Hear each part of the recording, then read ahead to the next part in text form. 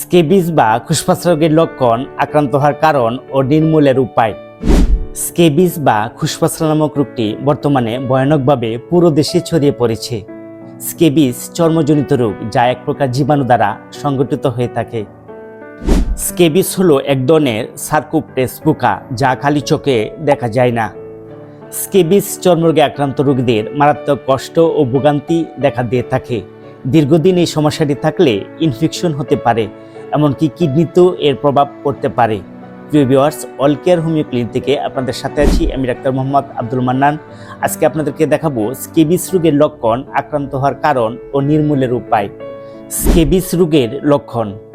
Scabies রোগের প্রধান লক্ষণ হলো শরীরে চুলকানো, লাল রঙের গুটি ওঠা, পানি পড়া, পুষ পড়া, ব্যথা হওয়া, জ্বালা যন্ত্রণা করা ইত্যাদি।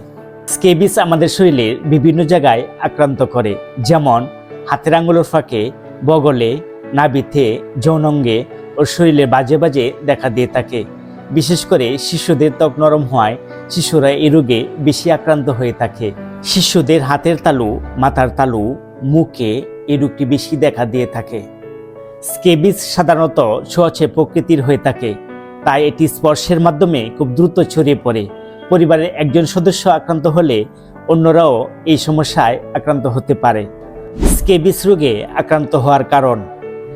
স্কেবিসে আক্রান্ত রোগীর ব্যবহৃত জামা কাপড়, গামছা, বিছানা, বালিশ ইত্যাদি ব্যবহার করলে খুব সহজে রোগটি ছড়িয়ে পড়ে। বিশেষ করে যারা স্কুল, বোর্ডিং, হোস্টেল, মাদ্রাসা কিংবা একই রুমে অধিক লোক বসবাস করছেন বা পড়াশোনা করছেন, তারা একসাথে অনেকেই স্কেবিসে আক্রান্ত হচ্ছেন। স্কেবিস থেকে নির্মূল হওয়ার উপায়।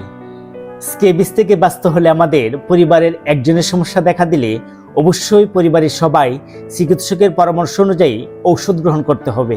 সঠিক নিয়ম অনুসারে আমাদের শরীরের যত্ন নিতে হবে। স্কেবিস দূর করতে আমাদের নিয়মিত ব্যবহৃত সবকিছু ডেটল বা স্যাভলন দিয়ে পরিষ্কার করে রোদে শুকাতে হবে এবং অ্যালার্জি জাতীয় খাবার বর্জন করতে হবে। স্কেবিস নামক ভয়ানক চর্মরোগ থেকে সুরক্ষিত থাকার জন্য আমরা সবাই সচেতনতার সাথে জীবনযাপন করি, সবাই সুস্থ সুন্দর জীবন করি। সবার সুস্বাস্থ্য কামনা করে আজকের এই ভিডিওটি এখানে শেষ করছি। আল্লাহ হাফেজ।